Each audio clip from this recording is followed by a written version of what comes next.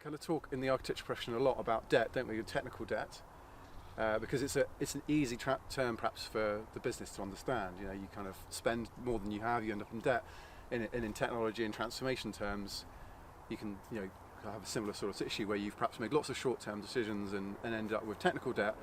I think we're moving into a world where there are a number of different dimensions of debt now that an organisation perhaps is building up.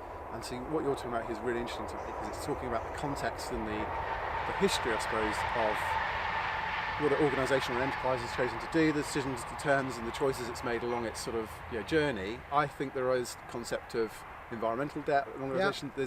There's probably also ethical considerations in there as well, societal debt, and it's interesting now at the moment that people are using this as a chance to reflect on the changes that perhaps their organisation needs to make, the pivots that need to be made, either from a commercial perspective or from a process or whatever it may be. But I guess the point I'm getting to is I think what you're saying is really important. I think a lot of people like to look at the new shiny choices that are on offer, but actually the role of the architect is very much also to look at what has come before, what are we starting with, and then how do we layer on top of that? How do we unwind perhaps previous decisions? How do we transform to a better target state?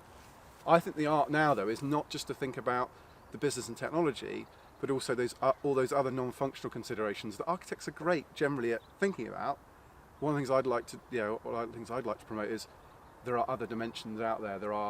If you're building AI algorithms, what implications do they have? If you're spinning stuff up in the cloud, how much energy is that using, and what's the impact of your choices on tech?